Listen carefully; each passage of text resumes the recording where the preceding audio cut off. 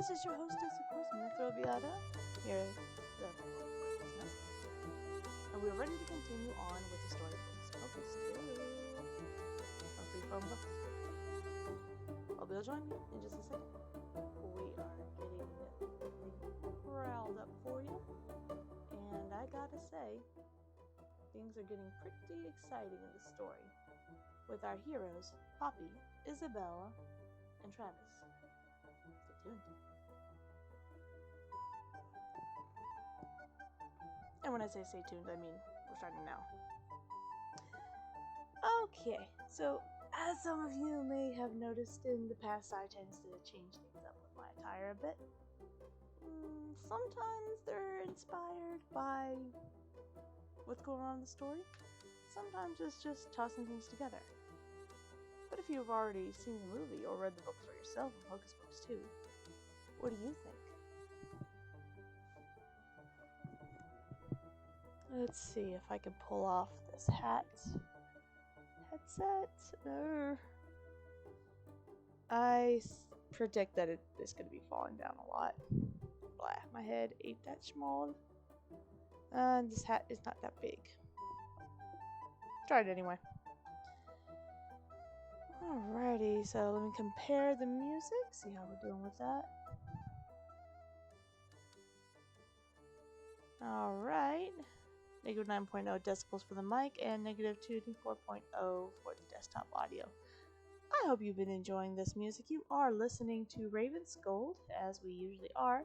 Brand new release music entitled Celtic Medieval Music Realm of Druids, Folk and Fantasy. And let's see, released 32 minutes ago as of me speaking just now. And that would be December the 6th of 2022. Putting a link in chat real quick. Alrighty, so if you'd like to use that as a reference point, go ahead and click on that. Beautiful art. Art, as always, mystical elf, cascaded in bluish green as the ruins of an ancient citadel, glowing with a faint emerald hue and white birds soaring in the distance. Perhaps a traveler? Perhaps an explorer? Or perhaps this is a lost soul simply returning back to their home. The imagination and the possibilities are boundless. Yeah. Thanks so much for gracefully finishing up that sentence. Anyway, without further ado, let's pick up where our heroes left off. As you may recall, in the last chapter, entitled The Witch is Back, the three witches came back on the scene. I hope I did Winifred somewhat justice. The most fun voices for me to do was Aunt Danny and the mother, of course, which is Allison, duh. Max, the father, didn't get much of a speaking role. But things are definitely getting interesting, as it was in fact them that came in through the front door of the Sanderson house, not the witches. But, as you may recall, things didn't go the way even I expected. And Aunt Danny, for that matter.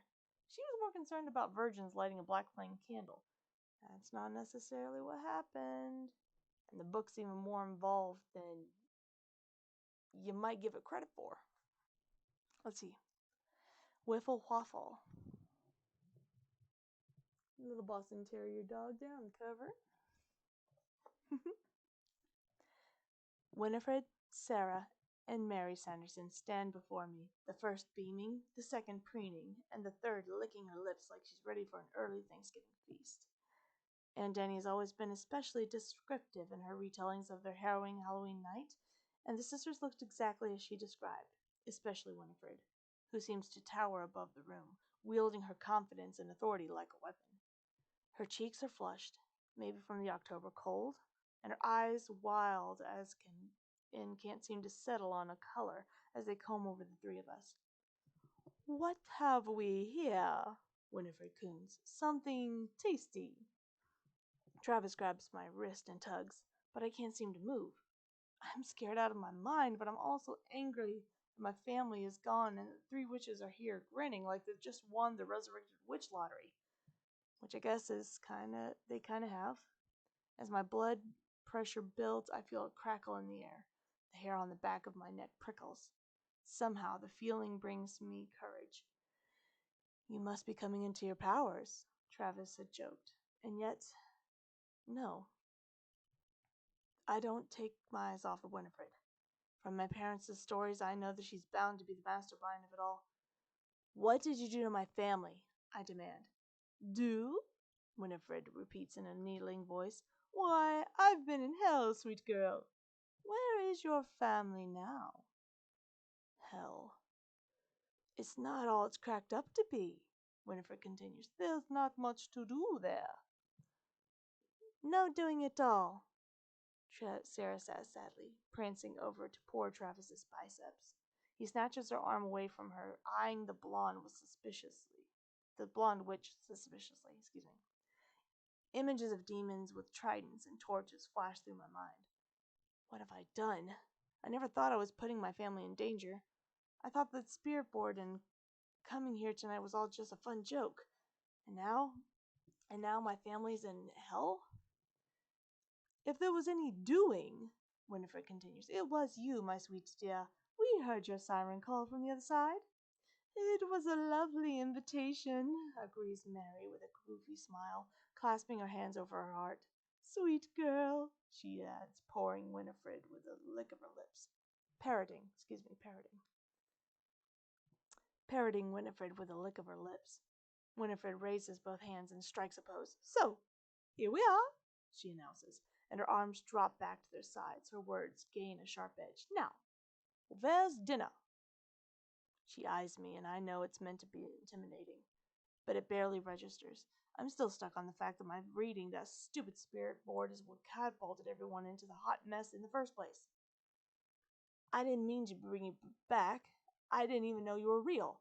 And now my family, are they... I paused to take a deep breath. I didn't mean to read that spell, I said in a voice that I hope makes me sound confident and a bit dangerous. You tricked me. Not I, says Winifred. No, it was my book. Book?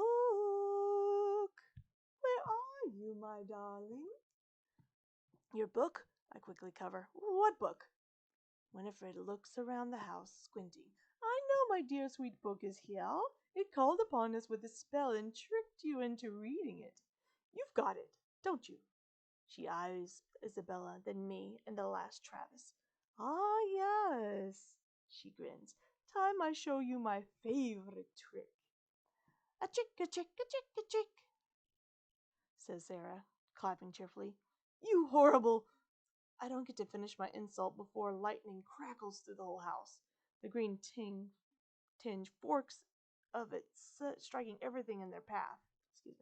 I'm lucky Travis has better reflexes than I do, because the lightning leaves a smoldering black spot on the floor where his feet were seconds ago. I quickly realize my red vintage coat has caught fire and hastily shrug it off. There's a tremble in the air, and all the light bulbs burst at once into small showers of sparks. The few bulbs on a candelabra erupt into eerie flames, leaving us a murky half-light. Here's a trick... wrong person. Here's a trick for you, I shout and press the shutter release on my camera. The flash blazes in Winifred's face, and the witches wince and shield their eyes. Winifred strikes out without seeing, and I use my camera to protect myself. It goes flying from my hands and lands with a gut-wrenching crash as I push Travis ahead of me, toward the front door, with Isabella racing just steps behind us. I feel awful leaving my family, wherever they are. But we'll have to figure out when they aren't three evil witches about to fry the hair off our heads. We're down the path and onto the dark, deserted street before I stop to catch my breath. My parents must have had a spare set of Sanderson keys because the gate was unlocked. Are you okay? Travis rests a hand on my shoulder. He has the spellbook under his arm. I look at him and freeze. Isabella! I shout, surveying the empty street. Where is she? Travis looks around. She was right here a second ago, wasn't she? I turned back to the Sanderson house. The windows crackle with a green-white light. Then everything goes still. This is all very, very bad. She's still inside. We have to go back for her, I insist. Travis grabs me by both arms before I can dash back onto the Sanderson property. If we both get electrocuted, we can't help anyone, including and especially your family, he tells me. Your family. His words slam into me. Hell, Winifred said. My parents are in hell. But Isabella, I say, we have to help. There's a distant cackle and the sound of hurried footsteps. I pull Travis closer to me, ducking into the bushes at the side of the road. The Sistersons spill down the walk, and I look up and down the road. I remember this wretched town, Winifred says, stepping into the middle of the street. Back on Earth for a third time, she crows. What Mother would say if she could see us now. At that, the three witches step forward together, lifting their faces to the moon. Mother, they sigh. Perhaps she can return if things go according to plan. But first we have things to find, Sis says. The spell book, shouts Mary. The blood moonstone, chimes in Sarah. Mary takes another sharp sniff. I smell children, Winnie, she says, grabbing the arm of the red-haired witch. Hush, Mary, says Winifred, brushing her off. The whole world smells like children. It's Halloween night, and we're in for a treat. She turns towards town and hurries down the asphalt road. Keep up, you Whiffle-Waffles! We haven't time to waste. Whiffle-Waffle, Whiffle-Waffle! Sarah crows, hopping back and forth as she bobs her head, clapping her hands gleefully. She stops to beam at Mary. A second later, they both take off after Winifred, gone. Come on, I say, tugging Travis back through the gate. I'm desperate to see if Isabella's okay, and I pray she's either stays hidden or escaped another way. Excuse me, another water break. Thinking of the parallels from the first book and first story, what do you think has happened? Consider. Isabella was right behind them. There was a bright greenish-white flash inside the house. And then all was quiet. And she was no longer behind them. What do you think happened? The creepy candelabra lights are still on inside the house, which makes it look less frightening as we jog up the steps. But once we're through the door, I take a deep breath. I know the place would be trashed after that whirlwind, but coming in cold, it really doesn't look like anyone could have survived this. Furniture is overturned and broken glass is everywhere. Dried herbs and pickled unknowns are scattered across the floor. Even with all the evidence strewn in front of me, I can't believe that the story is true. It's always been true. Isabella, I call in a low voice, afraid that even though the witches are gone, they'll somehow hear us. I can hear my own heartbeat, loud and in my ears. This can't be happening, I tell myself, and yet, clearly it is. Neon, Neptunium, nickel, Travis mutters to himself as he picks over the fallen debris. He was an anxious kid, and his dad taught him to recite the periodic table of the elements to deal with stress. Niobium, nitrogen, oh, hell no! I find his discovery a shattered jar oozing of green liquid and what looks like tongues. Across the room there's a whimper and the sound of something scrabbling against wood. I point to where a tall cabinet is tipped against the wall, its two front legs angled over the floor. Are you for real? Travis hisses. This is the part of the movie where you peek under a cabinet and a zombie Wolverine jumps out and eats your face off. I ignore him. My ankle boots thud louder on the floor than I like, but I tried to tread as softly as possible. I lean down to peer beneath the cabinet. Something barrels out from underneath it, craning towards my face. I shriek, "Ah!" and fall over in my rush to back away. Zombie Wolverine! Travis shouts, Zombie Wolverine! He jumps onto the collapsed chase lounge and we both stare at the escaped animal. It's a Boston Terrier with two pointed black ears and a white streak of fur down the middle of its forehead that runs over its chin and chest. It looks up at him expectantly. Travis gives me a sheepish smile. It's Wolverine-like, I say charitably. He exhales loudly and steps back down. Then kneels to scoop up the small dog. Hey, guy, he says, scratching his neck. What are you doing here? The dog nips at his finger and Travis cries out, "Ow!" and drops it, falling back onto one hip. The terrier runs around in a tight circle.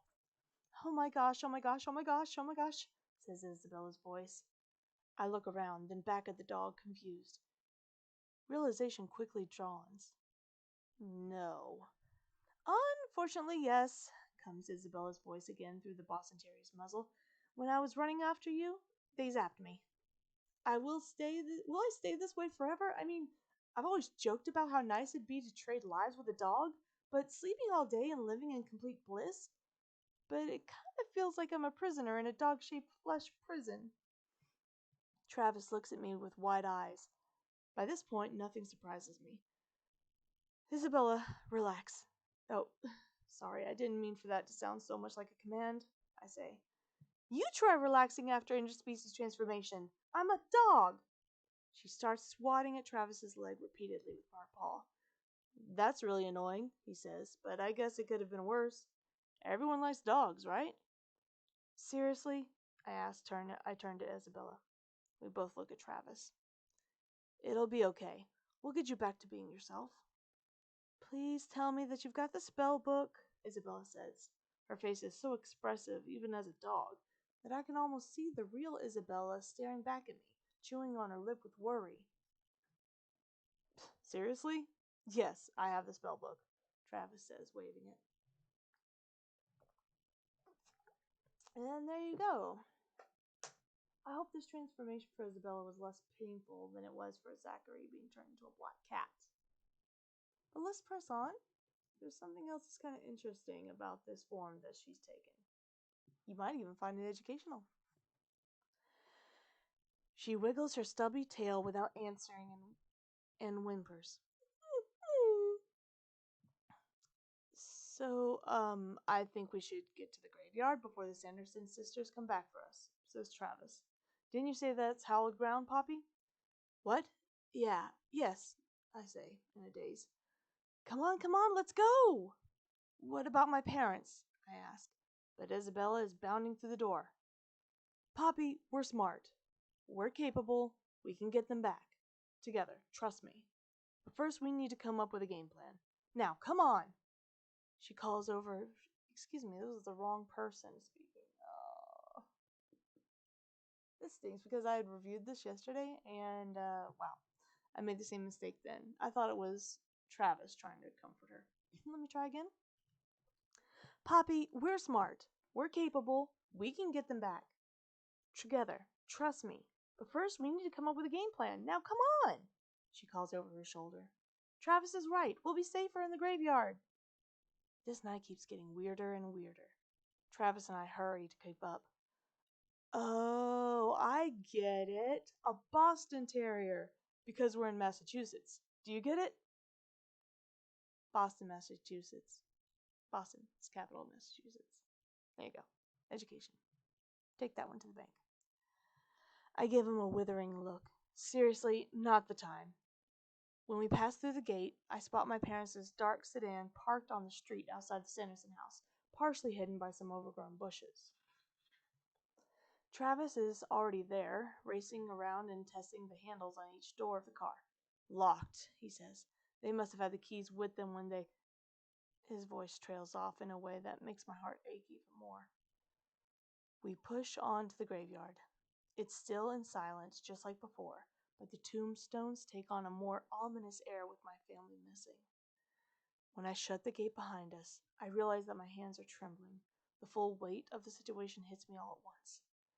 Oh God, I mutter, running a hand through my hair. Oh my God, you guys, what am I going to do? The image of my parents and Aunt Danny, their faces frozen in a moment of shock, dances in front of my eyes, just out of reach. I stop to catch my breath and end up crouching with my head against my bent knees and my hands on top of my scalp. Oh my God, what have we done? Poppy, we had no way of knowing that any of this was even real. says Isabella. It's not your fault. We'll get them back. I shake my head. I wanted to come down here, and I read that stupid spell that Winifred's spell book fed to us. I shouldn't have listened to my parents. They were right, and I'm an idiot. I feel a rush of hot blood to my face. Travis gives me a worried look. We can still be spotted from the road. I bite my bottom lip and shake my head, barely believing any of this. He walks over and helps me back up to my feet, and together we follow Isabella deeper into the damp, dark cemetery. Why did this happen? I ask Isabella. Why did the spell book find you? Why did it work? Do you know something we don't? Last week, she explains, my parents gave me a DNA test. They thought it would be cool for me to learn more about our ancestors and stuff, our family history, as Richards is that sort of thing. This week, the results came in and I learned a lot, like there's a whole line of us in Louisiana who I never even knew about. And you can trace my DNA back to both Ghana and Nigeria. She hesitates. I was surprised to learn that my 8th great-grandmother was born in Salem, but she moved south more than 300 years ago. And her mom was Elizabeth Sanderson. This is the moment I've been waiting for.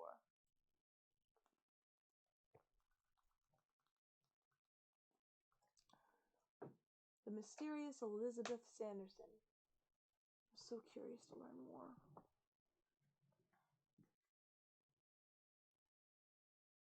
That's why you asked about it in her class, I say, realization dawning. That's why the book found you. Isabella nods. I think you may be right. But why now? I ask. You lived in Salem for years. Isabella frowns, considering. No idea, she says. Your guess is as good as mine. So, what, you're a witch? Asks Travis. Isabella plops down and gives her neck a scratch with her hind leg. Sorry, having 4 legs is exhausting, she says. Who knows what I am? Right now, I'm a dog. But I thought being related to the Sandersons was this cool, kind of interesting thing, you know? Some fun fact I could use as an icebreaker. And I was going to tell you, but I kind of wanted to know more about Elizabeth first, you know? If she was actually a good witch, unlike her sisters. Okay. So you're a Sanderson and a witch, maybe. And the Sanderson sisters are back. But I didn't see Elizabeth. And my mom and dad and aunt are in hell. What was the spell we read exactly? I say. Travis crouches low and opens the spell book, and Isabella sticks her paw to the page. Here, she says. Swap soul? What does that even mean? He says before reading the rest of the page. It says that basically souls of the living are swapped for souls in the beyond. This isn't happening, I say, as if saying it can somehow make it true. I turn away from both Travis and Isabella to find my legs carrying me farther up the hill. I can see the cemetery chapel from here. It looks even smaller in the dark. The bell is barely visible, and the curve of the top throwing off a sliver of moonlight. Excuse me, I'm getting a little excited. We have to get to higher ground, I call numbly, backed up to Travis and Isabella, and out of the trees. If the witches find brooms, we can see them coming. That's another lesson I learned from my family. Aunt Danny only got snatched up by Winifred because she wasn't paying attention and didn't see the witch swoop down out of the trees. I sink onto the chapel's low-slung porch and drop my face into my hands. What are we going to do? I feel the fear creeping over me, gaining leverage, crushing the breath from my chest. I inhale deeply and release the air slowly.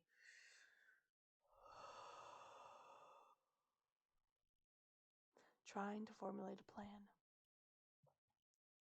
But what do you do when your family is in hell and evil witches are on the loose hunting you down?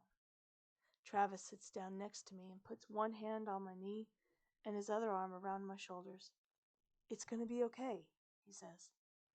That's when the tears start coming, spilling hot and salty down my face. When I open my mouth to breathe, I taste them on my dry lips. My parents, I say, Aunt Danny, I know, he whispers, holding me tighter. My whole body shakes. Isabella comes over and places her paws on the toe of my boot. We're in this together, Poppy.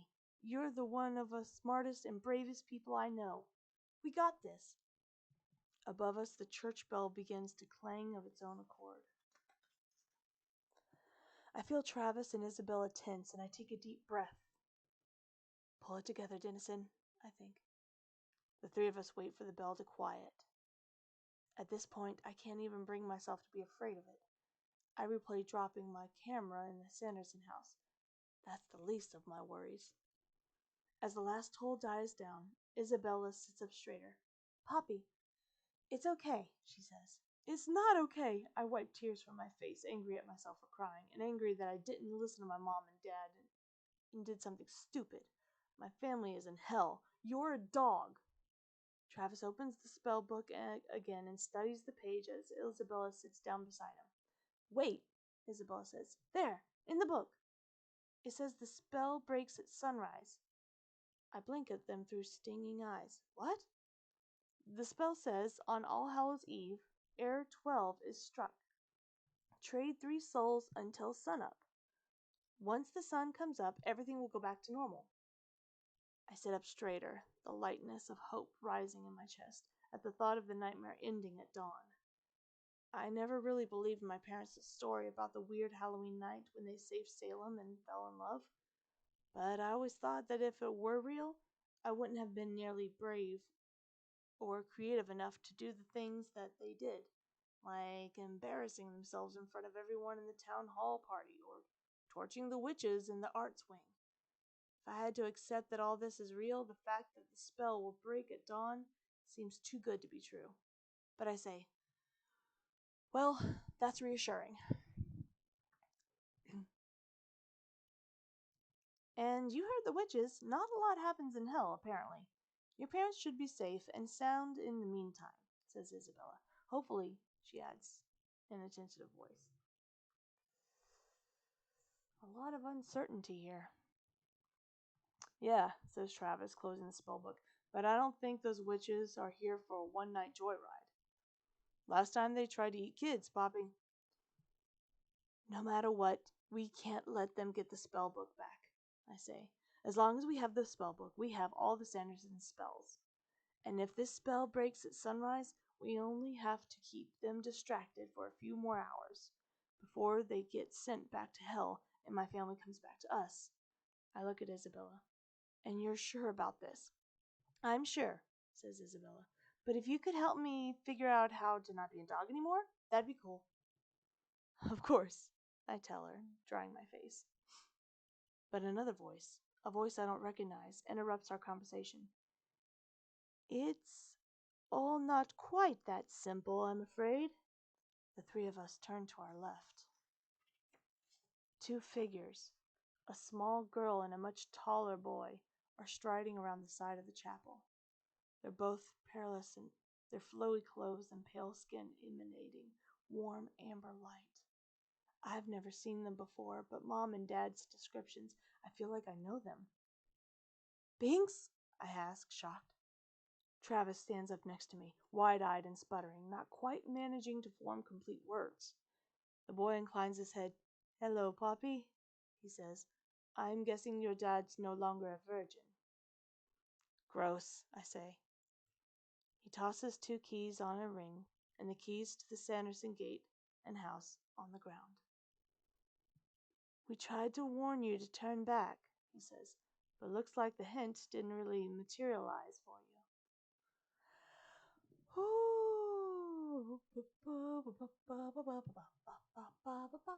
And that's what I've really been waiting for. Squad goals. They look familiar? These are the people I've been looking forward to seeing the most, as it were. You know, something can be said here. No matter how dire a situation, no matter how hopeless it seems, or how you feel about it, even when you feel that it really is hopeless, if you just hang on just a couple minutes more, help is on the way. And sometimes, that helped try to prevent you from getting the thing in the first place was always there. You just can't see or hear it. At least when you're trapped in your own little world. And it's a small world after all, isn't it? Alright, so hang tight. I'm going to take a quick breather break. If you're watching this on a VOD, fast forward to about 5 minutes. I should be back in that time or less. But anyway, see you in a minute. Or 2. Or 3.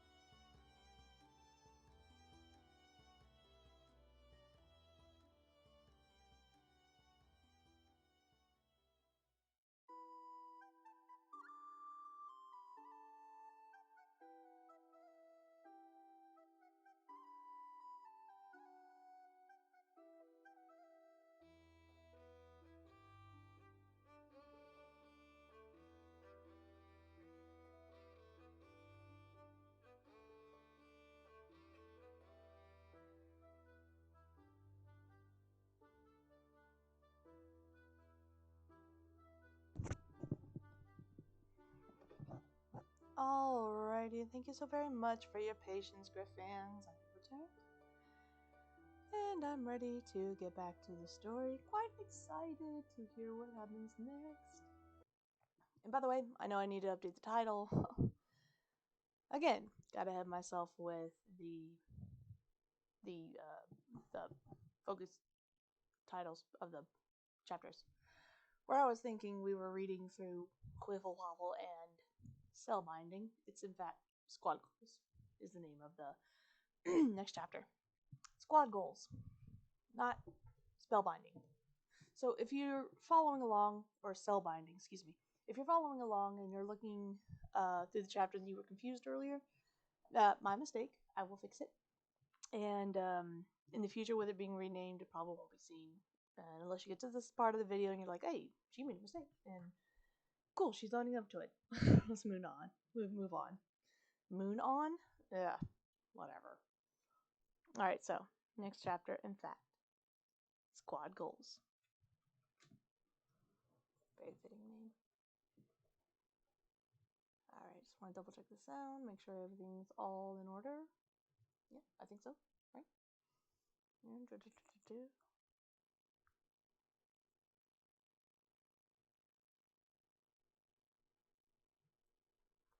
Alrighty. Squad Goals.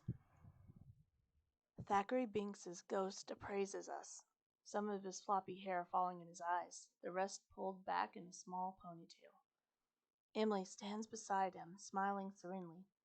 Hello, friends, she says.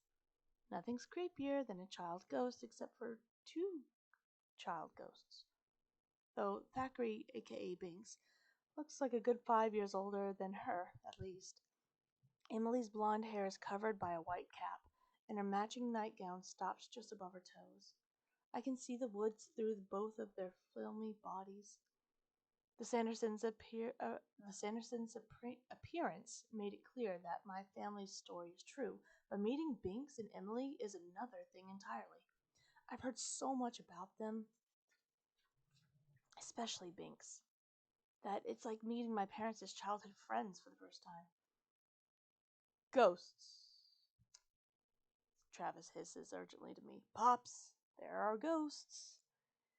You knew they were ghosts, I hiss back. I've told you the story. Yeah, but I didn't believe it. Well, neither did I. I shake my head, stand up, and take a closer step to Binks and his sister. How do you know my name? You're a denizen. You're practically famous in ghost circles.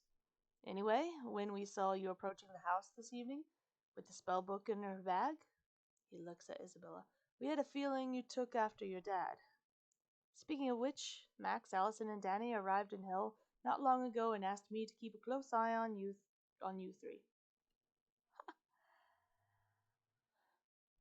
Does this mean that Binks and Emily are in hell? I mean, maybe it's the same realm? Levels? Oh gosh, I'm so curious how this is gonna work out. Let's keep going. I don't want to I'm just so curious. Okay, let's keep going. Okay.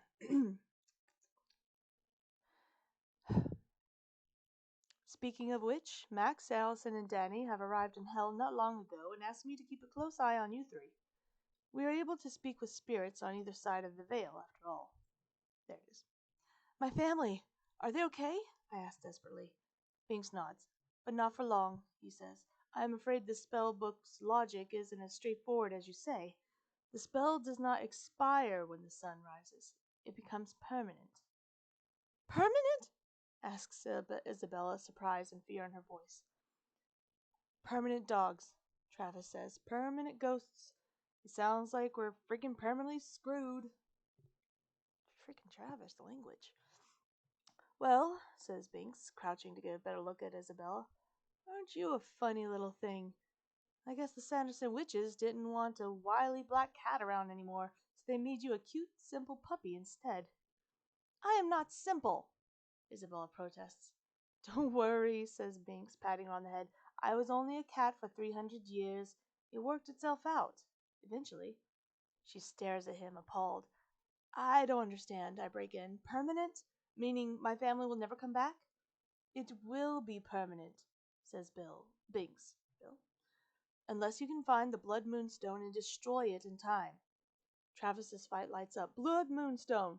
We overheard the witches talking about that, he says to me. They say they were going to go look for the Blood Moonstone in their spellbook. What's a Blood Moonstone? I ask.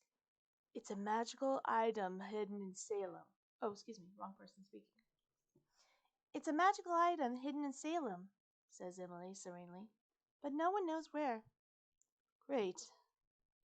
And we have no clue where the Blood Moonstone is, says Isabella. Now we definitely can't let them get back their spellbook. I look at Binks and Emily, unable to process what to do next. Why are you still in the graveyard? My parents said you'd crossed over that night. The veil is a bit permeable, says Binks with a smile, at least for those of us who are needed. I crouch and pick up the keys that unlock the Sanderson gate in the house and then stand back up. The metal is still cool from Binks's hand, as if the keys had been sitting in a refrigerator. I pocket them. Are you sure my family's okay? My voice sticks in my throat. Emily walks over. Through her feet never seem to touch the ground, and Travis and Isabella step aside as she kneels in front of me. Her face is small and angelic, the linen cap keeping her hair out of the way. Wouldst thou like to speak with them? She asks sweetly. Oh, this is amazing. This will definitely give Poppy, Travis, and Isabella the strength that they need. Emily, a lot like Danny, rocks. While I trust Binks and Emily, I still like to see my family with my own eyes. Besides, the three of them defeated the Sanderson sisters before. They'll know what to do now. As I realize this, a swell of hope washes over me, warm and comforting. Yes, I say, leaning forward to the ghost girl, please. Emily holds out both her hands, palms up. Here, she says with a nod. Travis and Isabella watch me, and Travis nods encouragingly. I place my hands on Emily's. Her skin feels real, and yet not. If I hold still, her hands seem cool and solid, as if carved from wood. But when I move, my own hands seem to slip through hers just slightly, with little resistance. I shiver. Do not be afraid, she says with a childish lit in her voice. Binks comes and places a hand on her shoulder. At first, I think he's going to ask her to get up and leave me alone, but his dark eyes meet mine. Close your eyes, Poppy. Close your eyes, Poppy Dennison, he says gently. When I close my eyes, the glow of Emily's face seems to follow me in the dark. Clear your mind, Binks murmurs. His voice is serious and soothing. Yeah, I'll get right on that. I only have to clear a million spinning thoughts. Breathe when I breathe, Poppy Dennison, whispers Emily. I shut my eyes and take a deep breath, trying to follow the movement of Emily based on the rise and fall of her fingers, which seemed to press in and throughout my own. Forlorn girl with a family lost, someone says, seeking them at any cost. My heartbeat quickens. It doesn't sound like Emily, and I can't tell whether it's coming from the graveyard around me or from inside my own head. I have to fight not to open my eyes and try to find some source of the voice. Look for them beyond the veil, past candle dark and shadows pale. Bring them here with spirits bright, then fold them back into the night. Emily squeezes my hands, and somehow I know to open my eyes. But it isn't Emily kneeling in front of me any longer. It's Aunt Danny. Figured. She's just as colorless and translucent as Emily was, though her hair drifts around her as if there's a soft breeze. She's scrubbed her face, but she's still wearing the costume dress. Washed out hearts parade down her skirts. Hey, kiddo, she says gently. My eyes well with tears as soon as I hear her voice.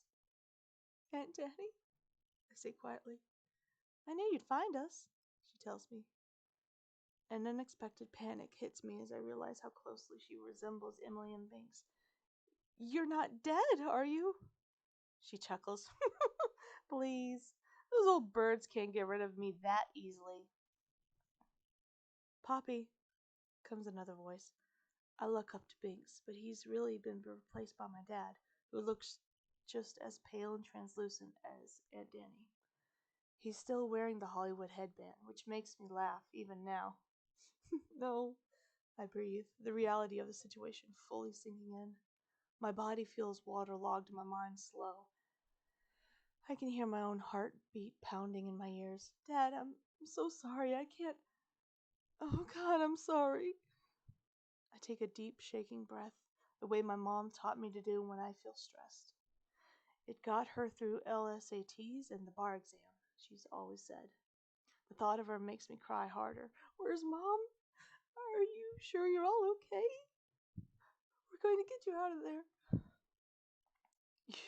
Your mother went to speak to the manager of this lovely wing of hell, says Aunt Danny. She thinks they should be better ventilation, says Dad. Dad jokes in hell. Can't get any better than that, right?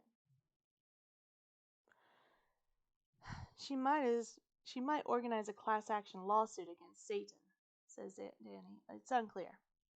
I laugh again, drying my face with one sleeve. How do I bring you home? I ask.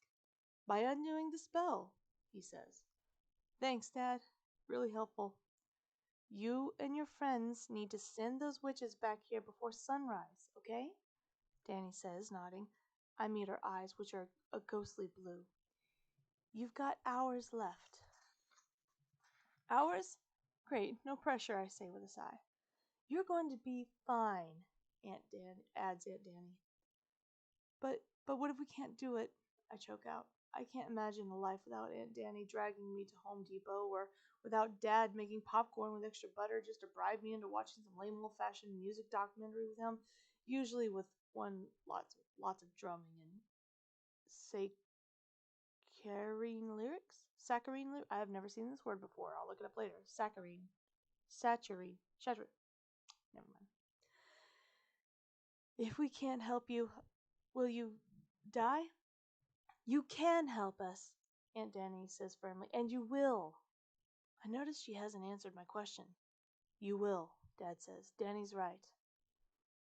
Aunt Danny throws him a satisfied smirk. It took us landing in hell for you to say that, jerkface? She asks, grinning. Saw that coming. Dad ignores her and faces me. You're better equipped for this than I ever was. But be careful, Aunt Danny says with a wink. Blood moon magic and all. Suddenly, Dad and Aunt Danny looked towards the woods. There's a thin, glowing figure coming towards us through the trees. I would recognize that stride straight and sure anywhere. Mom opens her arms and she comes near me, and I spring up and run towards her. Mom, I'm so sorry, I tell her. I know, she says, but you don't have to be. Her arms wrap around me, warm and firm. Though once we get back, you're on dish duty every night for the rest of your life. I laugh, tucking my face into her hair. The warmth of her body fades into something cool and permeable. But when I pull away, I see another woman's face. I break away and stumble back, frightened. The strange, ghostly woman is Mom's height, but probably 20 years younger. So about 20, 22, 23? Her wide brown eyes are framed with long lashes. Her skin glows dark silver. And if the moonlight had worked itself into her pores, and she wears a pale yellow cloak and dress that flow of her bare feet. I'm sorry, she says. You're not supposed to touch us when we're channeling through the veil. Who are you? I ask, panicked. My whole body feels cold, and I can barely remember the way my mom's arms felt around me just a second ago. My name is Elizabeth, she says. It might take me some time to figure out this character, but bear with me. I woke up when Emily and Thackeray did, but I didn't want to frighten you. I'd like to help you, Poppy Innocent. My sisters can be quite brutal. Sisters? I ask, suddenly afraid. Wait, You're the ghost of Elizabeth Sanderson? The youngest Sanderson sister hanged for being a witch after bravely ushering her husband and daughter to safety. I take another step back. She might be a ghost, but what if she still had witchy powers, like the Winifred's lightning magic? And what if she's actually evil? Why are you a ghost if your sisters aren't? Cuts in Travis. I'm suddenly aware of the cemetery, of Travis, Isabella, and Binks and Emily, who have transformed back into themselves as well. When one's purpose is incomplete, work left undone has a way of keeping the dead around to return to serve the living. Isabella replies. She looks longingly into the distance. Perhaps you're my purpose.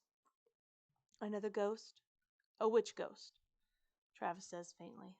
For anyone who might be keeping count, 4 Sanderson sisters. Isabella watches Elizabeth silently. Sanderson was my mother's name, Elizabeth says. Excuse me. Elizabeth, Isabella, a little similar. Excuse me. Again, this is first time read through. Sanderson was my mother's name, Elizabeth says. And my sister's, and yes, mine.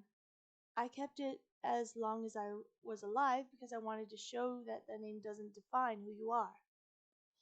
My eyes drop to her throat, which is ringed with a dark, angry bruise. No, she agrees. It didn't quite work out. Still got a couple pages to go. But there are 3 stars indicating that time has passed. I'm going to run a quick ad break and also take a breather. I'd like to encourage you to do the same, or at least pause the VOD and come back in just a moment or so. It's getting very serious here in the Squad Goal chapter. See you in a moment.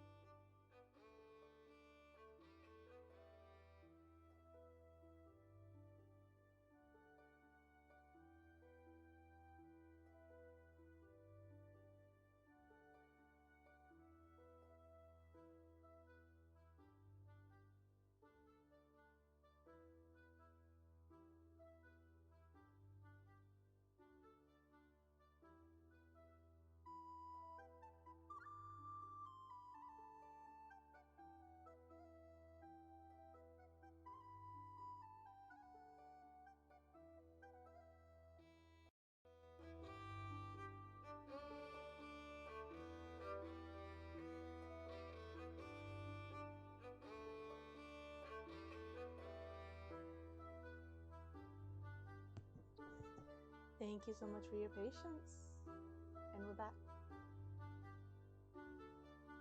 Considering the mood of this part of the story, the music on, very faint. So if you're wondering what that music is, I've returned Ravenscold's music of Celtic fantasy. Let's continue.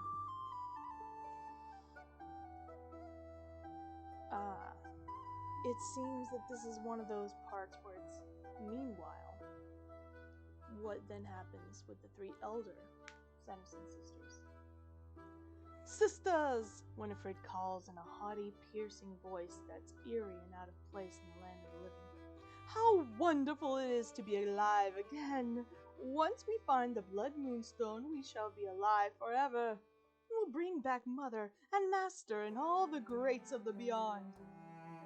The trio had stolen a push broom, a rake, and of all things, a barely operable leaf blower from the shed at the local park, and are now soaring over Salem proper. Or perhaps more accurate, two of them are soaring while Mary sputters along, trying to coax the leaf blower into staying aloft, with limited success.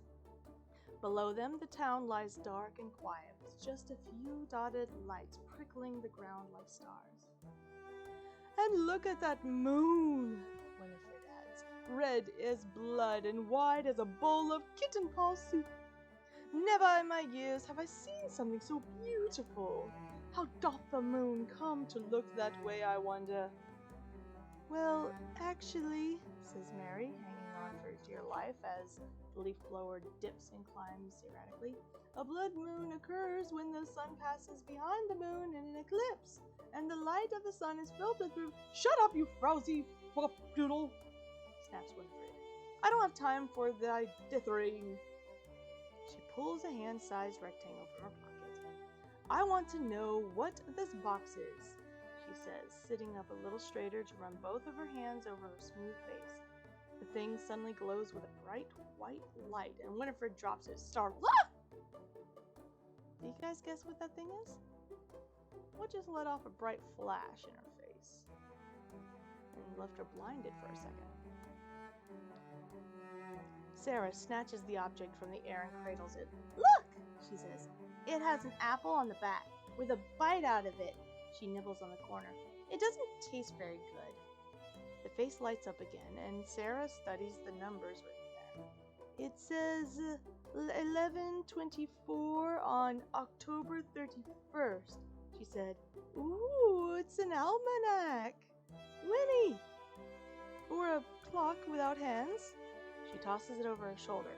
"Why carry around something so boring?" Mary shoots down to catch the thing just before it hits the ground. When she looks up, she sees Winifred charting a straight course over Salem, while Sarah loops overhead in a wide corkscrew. Sarah's delighted squeals can be heard from 1,000 feet below. When Mary steps lightly off the leaf blower, she examines the box carefully, and when it lights up again, slides a finger over the screen, per its illuminated instructions. You and I know what this is. It's an Apple phone! Yeah! Poor Sarah thinks it's food, and I gotta say, this is probably one of the reasons why I like Mary so much. She's definitely the tech of the trio. It's too bad that Winifred doesn't listen to her more often, but, good for mankind.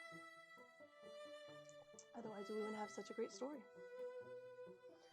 Mary jumps when the image changes to that of a beach at sunset, the painting mostly obscured by a grid of circles and squares. "Winnie," she calls, rocketing back up towards her sister.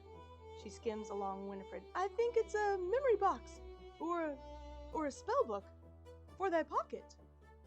Winifred shakes her head. "A spell book for thy pocket?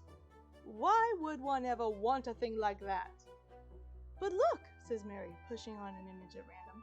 A new grid appears, and this time with a series of images. A slice of bread with something green, cream of moss slathered on it, and an egg spilling down the side, some young woman in short dresses with smiling faces. Calm, watery, excuse me, I was losing my train of thought because I didn't see any quotations, and it sounds like Mary is speaking, but I didn't see any quotations, so it's still the narrator. And now that Poppy's no longer first-person perspective, I can speak in my normal narrating voice. Still trying to get a hold of that. A new grid appears, this time with a series of images. A slice of bread with something green, cream of moss slathered on it, and an egg spilling down its side. Some young woman in short dresses with smiling faces. Calm water and a sandy beach with patches of tall dune grass. Each is rendered in precise detail and brilliant colors, and each is unlike anything Mary has ever seen. She hands the box back to Winifred. "See," she says. "Didst thou see?" "A memory box," Winifred repeats thoughtfully, without precisely agreeing. "I wonder, sister, would it have a memory of where the blood moonstone is?" She presses the painting Mary showed her, and the image expands as if she leaned in to look closer. Winifred makes an exasperated noise. "Oh!" Frustrated, she begins tapping everywhere until the box chimes. Ding, ding, ding, ding, ding, ding, ding, ding, ding. How can I help? Asks a woman's voice. Winifred quirks an intrigued eyebrow at it. I'm sorry, I didn't catch that, says the box. Winifred clears her throat. Where is the blood moonstone? She asks slowly and carefully. The box pauses, then replies. The Oracle Stone is located at the Oracle Stone, 1416 Central Street, Salem, Massachusetts, 01944. Sisters, Winifred says. She guides her push broom in front of Sarah and Mary, and gives each of them a light smack across the face.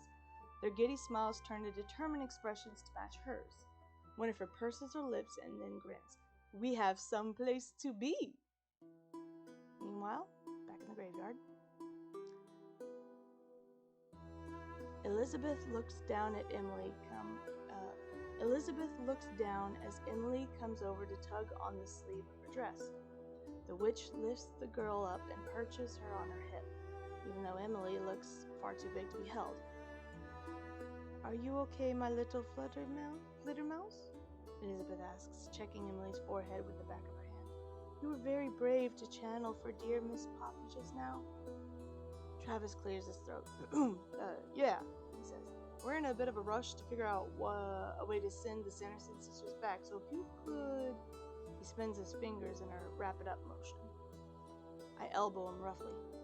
I assume that manners aren't unique in our spectral plane. Yes, Elizabeth says apologetically. Quite right. She sets Emily down. I've come to help you. I only wish we'd found each other sooner tonight. I would have told you that the first rule of witching is not to trust Winifred's spellbook. She gives us a commiserating look. I also learned that the hard way. Once my sisters were hanged, I took up the book to try to bring Emily back from the grave. But it only led a hateful mob right to my doorstep. I remember this now. If you'll recall in the first book, that's how the book went missing the first time. Someone picked it up and walked off with it. But I thought I remembered that it was a young man that did it. I wonder if Elizabeth was cross-playing or disguising herself as a male at the time. During the hanging and everything of her sisters, of course. Emily rests a tiny hand on her arm. There was nothing you could have done. Travis hugs the spellbook close to him. Well, don't worry. I'll watch it like a hawk. I mean, I would, but dog arms and all, says Isabella. Thanks, Travis. Elizabeth, we have to stop your sisters from doing any more harm. And we have to help Isabella turn back into a human and rescue my family, I tell her. I know, Elizabeth says. There's much to do and not much time left. In the pause that follows, every fear I've ever had seems to flash through my mind. Fears of my parents dying, of disappointing them, of never being able to shake the sorrow and guilt. And the witches doing horrible things to the world, to the town, and to me and my friends. My sisters are conniving, or at least Winifred is. She'll have already created a plan to complicate matters. Isabella let out a high-pitched sigh. Oh, great. What are we supposed to do now? When my eyes land on her, I see that she's lain down and placed her two front paws over her face. No one deserves to be trapped in a dog's body, especially not her. Yeah, what if they find the blood moonstone? Travis asks.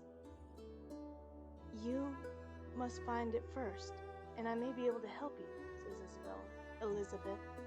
For you see, my mother gave it to me when I married. A moonstone the size of a chicken egg, and had been passed through the Sanderson line for centuries.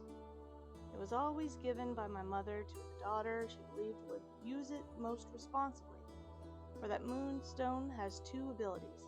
First, if boiled in a pot of river water and herbs, it makes a broth that will grant eternal life. Ooh, that sounds awesome. Second, if the stone is broken, so too is every spell cast by the Sanderson. I glance over at Travis and his expression says, yeah, that's pertinent information to know. Then I turned to Isabella. She perked up. Even her ears seemed taller. Every spell? She asked Elizabeth. Any of them still in force, says Elizabeth. You would go back to 2 legs, she looks at me, and your parents and aunt would return from their world beyond this veil. But I cast the spell, not Isabella, I say. You read the spell, Elizabeth agrees, but the 3 of you cast it together. Do you remember where the balloons... Whew. Oh, I can't trip up now. We're almost done with this chapter. Do you remember where the tongue-tied. Do you remember where the moonstone is? Isabella asks. We have to find it and destroy it before Winifred gets her hands on it. How do we destroy a blood moonstone? I ask. Nuke it in the microwave? Microwave? Elizabeth asks. Forget it, I say. Elizabeth shakes her head. I feared my sisters would find it, so I gave it to my husband to look after, and I asked him to never tell another living soul where he'd hid it. And then the day after my sisters were hanged, I knew the town would come for me and my family next. So I prepared everything for a hasty exit.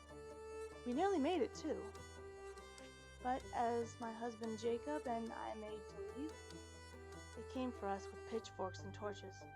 I only just bought Jacob and our daughter Ismay enough time to escape to the woods. Ismay. Jacob and Ismay. I never saw them or the moonstone again. She looked at Isabella. That stone is tied to the Sanderson family, and the Sanderson family is in your blood. You can cast a spell to find it. Am I the only one who thinks this sounds like, I don't know, the worst possible idea we could think of? Asks Travis. Magic got us into this mess in the first place. Elizabeth rests a hand on his shoulder. And only magic can get you out.